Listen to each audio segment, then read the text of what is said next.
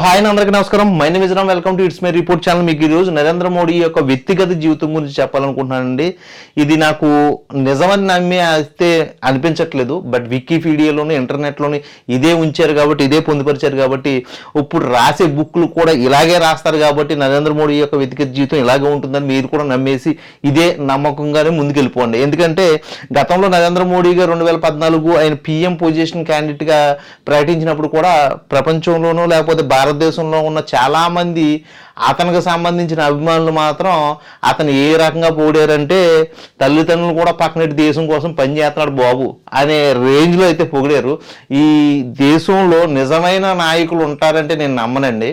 But ఏంటంటే నాయకత్వంలో ఎంతో కొంత నిజాయితీ ఉంటుందంటే నేను నమ్ముతాను. అందులో నరేంద్ర మోడీ గారు కూడా ఉన్నాడు. బట్ కానీ తన ప్రచారం కోసం ఫ్యామిలీని కూడా పక్కన పెట్టేస్తారు అంటే మాత్రం నేను నమ్మను. బట్ నరేంద్ర మోడీ గారి యొక్క వ్యక్తిగత జీవితం చూస్తుంటే తన కోసం లేకపోతే దేశం కోసం తన ఫ్యామిలీనే పక్కన పెట్టేసాడంటే మరి ఇది నిజమో కాదు మీరు తెలుసుకోవాలి. ఓకే, నేను చెప్పి కథ ఒకటి చెప్తాను, దాంట్లోంచి మీకు అర్థమైన రీతిలో ఆ వేరియేషన్ మీరు గ్రహిస్తే మాత్రం ఖచ్చితంగా ఈ వీడియో మీకు అందరికీ అర్థమవుతుందని నేను అనుకుంటున్నాను. అయితే నరేంద్ర మోడీ 1950 సెప్టెంబర్ 17న వడోదరకు సంబంధించిన గుజరాత్ ప్రాంతంలో అయితే పుట్టాడు. తన తండ్రి చమలాల్ మోదీ ఎవరైతే ఉన్నాడో ఒక టీ కొట్టు వ్యాపారి, అతని దగ్గరే పనిచేస్తూ ఏదో చిన్న చితకగా చదువుకుంటూ టీ కప్పులు కడుక్కునేవాడంట. ఆ తర్వాత నరేంద్ర మోడీ మొత్తం 6 సంతానం చమలాల్ మోదీకి, అందులో 4వ నరేంద్ర మోడీ. ఆ తర్వాత నరేంద్ర మోడీ 18 ఏట వచ్చేటప్పటికి చిన్న బొమ్మల కొలువు పెళ్లి అని చెప్పేసి అతనికి యశోదా బేన్ చమలాల్ మోదీ అని ఒక 16 ఏళ్ళ అమ్మాయిని ఇచ్చి పెళ్లి చేస్తారంట. ఆ పెళ్లి చేసేసిన తర్వాత నరేంద్ర మోడీ గారు 3 నెలల తర్వాత అతను రియలైజేషన్ అయ్యాడంట. అరే పెళ్ళి అయిపోయింది, నాకు 18 ఏళ్ళే, అసలు నాకు పెళ్ళి ఏంటి, నా గురించి నేను తెలుసుకోవాలి అని చెప్పి నరేంద్ర మోడీ తన భార్యకి తన కుటుంబ సభ్యులకి సేమ్ RRR సినిమాలో చెప్పినట్టు నేను ఇంకా ఏదో తెలుసుకోవాలి అని చెప్పి రామ్ చరణ్ ఉంటాడు కదా, రామ్ చరణ్ బయటికి వెళ్ళిపోతాడు కదా, బయటికి వెళ్ళిపోయి గన్సీ స్వాధీనం చేసుకోవడానికి బ్రిటిష్ వాళ్ళతో పోరాడతాడు కదా. అలాగే నరేంద్ర మోడీ తన భార్యకి తన ఫ్యామిలీస్కి నేను ప్రపంచంలో తిరిగి నా నాలెడ్జ్ని పెంచుకుని నేను దేశం కోసం పనిచేయాలనుకుంటున్నాను, దయచేసి నాకు అడ్డు రాకండి, అలాగే నేను ఒక బుద్ధుల్లాగా ఆలోచించుకుంటున్నాను. సో నువ్వు యశోదాబేన్ ఎవరైతే ఉన్నారో నీ చదువును అయితే ఆపొద్దు, నువ్వు చదువును కంటిన్యూ చేసుకుని నీ లైఫ్ నువ్వు సాగించు అని చెప్పి ఆవిడకి ఒక మాట చెప్పేసి, అలాగే కుటుంబ మనుషులకి అంటే తండ్రికి తల్లికి వాళ్ళందరికీ 18 ఏటే తను ఒక మాట చెప్పేసి ఇంకా అక్కడి నుంచి బయటకు వచ్చాడు. బయటకు వచ్చేసిన తర్వాత రామకృష్ణ మఠం లేకపోతే బేలూరు అలా మొత్తం ఢిల్లీ, బొంబాయి, కలకత్తా అంతా తిరిగేసి ఒక 3 సంవత్సరాల తర్వాత 1971 అనుకుంటా అతను మళ్ళీ తిరిగి వెనక్కి వచ్చేసాడు. వెనక్కి వచ్చిన తర్వాత కుటుంబ సభ్యుల నుంచి మరి ఏమైనా ఆదరణ రాలేదేమో, లేకపోతే కుటుంబ సభ్యుల నుంచి ఎటువంటి ముందడుగు వేయలేదేమో.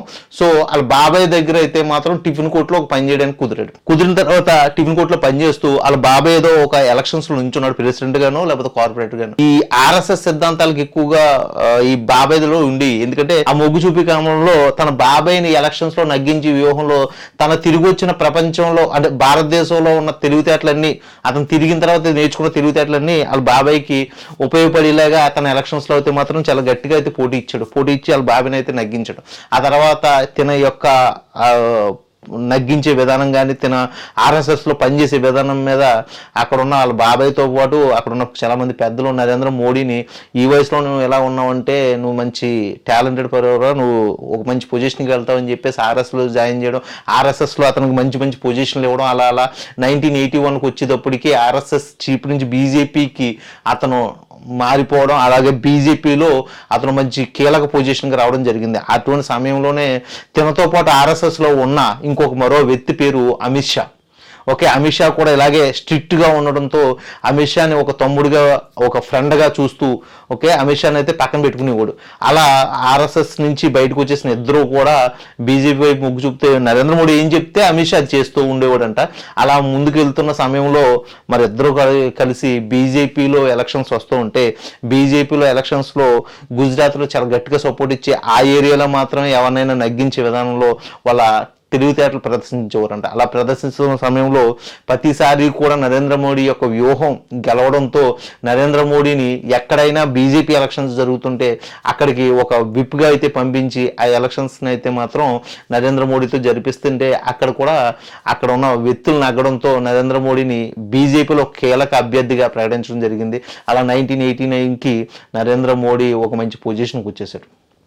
అలా పొజిషన్కి వచ్చేసిన తర్వాత Narendra Modi step by step అలా బీజేపీలో చాలా గట్టిగా అయితే తన బలాన్ని చేకూర్చుకున్నాడు. కానీ ఎక్కడా కూడా తన ఎమ్మెల్యేగా కూడా నిలబడలేదు.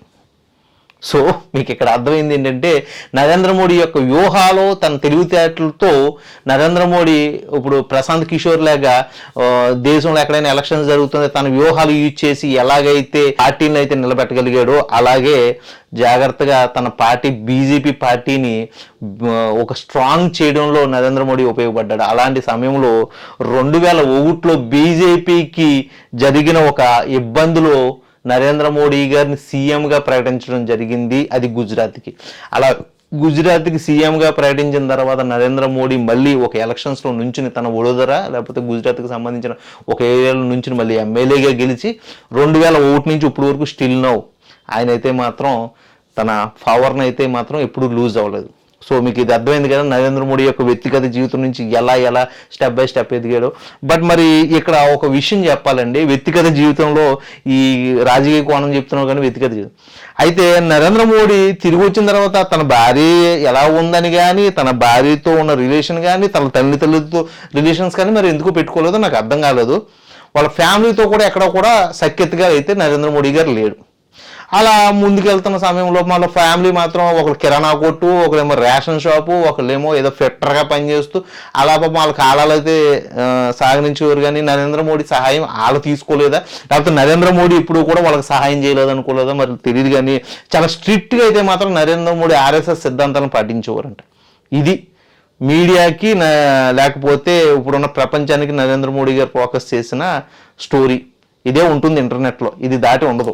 ఎందుకంటే నేను చూస్తున్నంత వరకు బీజేపీని ప్రతిష్టాపించింది లేకపోతే బీజేపీని క్రియేట్ చేసింది ఎవర్రా అంటే ఒకనొకడు ఎల్కే అద్వానీ అని ఉండేది.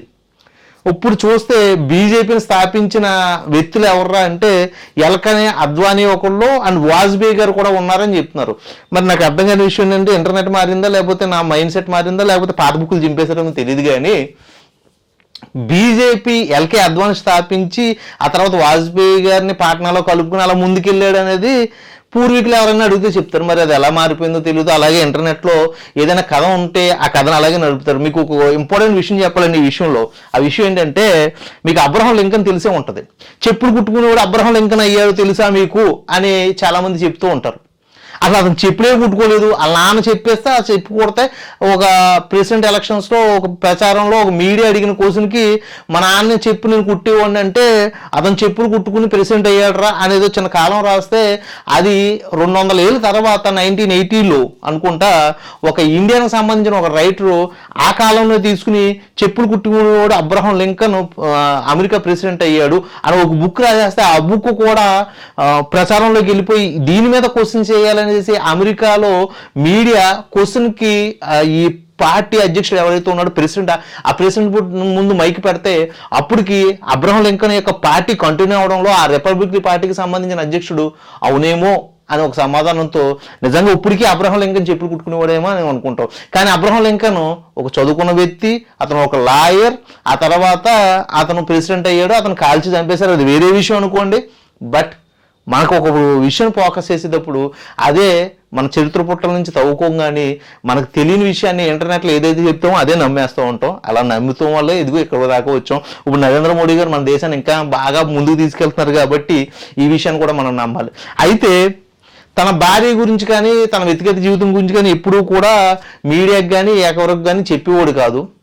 బట్ సీఎం ఎలక్షన్స్ పక్కన పెడితే పిఎం ఎలక్షన్స్కి వచ్చేటప్పటికి పిఎం ఎలక్షన్స్లో ఖచ్చితంగా కొన్ని అప్డేట్లు అయితే మాత్రం అతను దాఖలు చేయాలి. ఆ దాఖలు చేసే విధానంలో చాలా ప్రతిపక్షాలు అయితే మాత్రం అతనికి భార్య ఉందనేసి బాగా శిస్తరు అనుకుంటా, నాకు బాగా గుర్తు. ఇలా అందరూ కూడా మాట్లాడడంతో తనకు భార్య ఉంది, విడాకులు ఇవ్వలేదు. అయితే తన భార్య పేరు యశోదాబేన్ చమలాల్ మోదీ అంటూ రాశారు.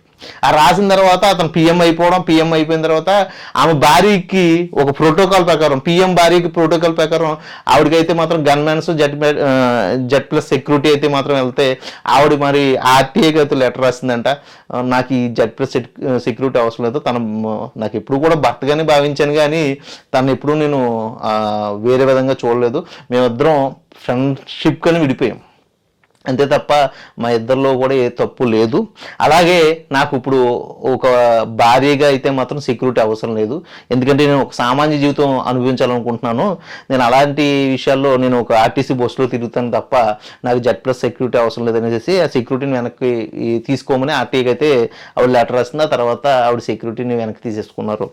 అలాగే ఈ నరేంద్ర మోడీ యొక్క కుటుంబ సభ్యులు కూడా ఎవరో కూడా ఇప్పుడు కూడా నరేంద్ర మోడీని కలవడం కూడా జరగలేదు.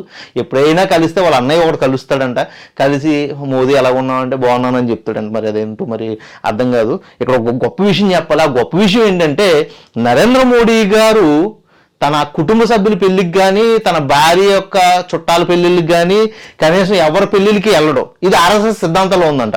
బట్ అమిత్ షా పెళ్లికి వెళ్తారు, అమిత్ షా కొడుకు పెళ్లికి వెళ్తారు. మరి ఇది ఏ సిద్ధాంతంలో ఉందో తెలియదు. మరి ఇది గొప్ప విషయం అనుకోవాలి. ఎందుకంటే రాజకీయ పరంగా రాజకీయాల్లో పెద్ద మనుషులు ఎవరైనా పెళ్లి చేసుకుంటే ఆ పెళ్లికి వెళ్ళి మంచి భోజనం చేసి రావచ్చు, బట్ తన కుటుంబ సభ్యులు పెళ్లికి వెళ్ళకూడదు. అదేంటంటే ఆర్ఎస్ఎస్ సిద్ధాంతాలు అలాగుంది. దేశ భవిష్యత్తు కోసం, దేశ భవిష్యత్తు ప్రయోజనాల కోసం, రాజకీయ సమతుల్యతల కోసం తన కుటుంబ సభ్యులను మాత్రం పక్కన పెట్టేశారు ఆయన పాపం. అది ఆయన యొక్క భావజాలం. మరి అలాగే 16వ ఏట ఒక ముక్కు అదే దాన్ని ఏమంటారు, అదే ఒక ముక్కు పచ్చలారిన అమ్మాయా లేకపోతే ఒక జ్ఞానం లేని అమ్మాయిని పెళ్లి చేసుకున్న నరేంద్ర మోడీ గారు 3 నెలలకే ఆవిడని అయితే మాత్రం దూరం పెట్టి దేశం కోసం పరితపించే నరేంద్ర మోడీ గారు ఆవిడకంటూ ఒక జీవితం ఉంటుంది, ఆవిడకి ఒక పెళ్లి చేసి ఆవిడని ఒక మంచి పొజిషన్లో పెట్టాలని మరి ఎందుకు అనుకోలేదు? తన వల్ల లేకపోతే తనకు తెలియకుండా తన కుటుంబ సభ్యుల వల్ల ఒక ఏమీ తెలియని ఒక పసికొందు అలా జీవచ్చంగా ఉండిపోయింది. ఆ తర్వాత పెళ్లి చేసుకోకుండా ఒంటరిగా ఉండిపోయింది. అటువంటి వ్యక్తిని అయితే కలుపుకోవాలి, లేకపోతే తనకంటూ ఒక జీవితాన్ని ప్రసాదించాలని మరి నరేంద్ర మోడీ గారికి ఏ ఫ్రెండ్స్ చెప్పలేదేమో, మరి చెప్పకపోవడం అనేది చాలా బాధాకరం. బట్ ఆర్ఎస్ఎస్ సిద్ధాంతాల్లో మాత్రం ఈ వాక్యం రాయలేదేమో. సో ఏదేమైనా కానీ నరేంద్ర మోడీ గారు మాత్రం చాలా మంచి పనులు చేశారు. మన దేశం కోసం మాత్రం ఆయన అహర్నెస్లో పోరాడుతూనే ఉన్నారు, ఇప్పటికీ పోరాడుతూ ఉన్నారు, జీవితాంతకాలం కూడా పోరాడుతూనే ఉంటారు. మన దేశం కోసం అతను ఎంత కష్టపడుతున్నాడో చూస్తే నాకు అతని ఫ్యామిలీ వ్యక్తిగత జీవితం గురించి ఎంతే అనిపిస్తుంది. తన దేశం కోసం పోరాడుతున్న విషయాలు చూసినప్పుడు నాకు గూజ్ బంప్స్ వస్తూ ఉంటాయి. ఓకే, అటువంటి గొప్ప వ్యక్తి గురించి బ్యాడ్గా మాట్లాడటం, గోధి మీడియా అని మాట్లాడడం మాత్రం సమంజసం కాదనేసి ఈ వీడియో ద్వారా మీకు నేను చెప్పాలనుకున్నాను. నా మాటల్లో కానీ, నా భావజాలంలో కానీ, నా వ్యక్తిత్వ విధానంలో కానీ ఏదైనా తప్పుగా దొర్లుంటే క్షమించండి. ఇది నరేంద్ర మోడీ గారి యొక్క వ్యక్తిగత జీవితం. ఇది దేశ ప్రయోజనాల కోసం నరేంద్ర మోడీ గారు తీసుకున్న అతి బలమైన స్టెప్. ఓకే, ఈ స్టెప్ను గౌరవించాలని కోరుకుంటున్నాను. ఈ వీడియో కనుక మీకు నచ్చినట్లయితే ప్లీజ్ లైక్ చేయండి, షేర్ చేయండి, మీ ఫ్రెండ్స్కి ఫార్వర్డ్ చేయండి. మరో మంచి కంటెంట్తో, మరో మంచి నాయకుడి యొక్క వ్యక్తిగత జీవితంతో మీ ముందుకు వస్తాను. అప్పటి వరకు సైన్ అవుట్ మీరు.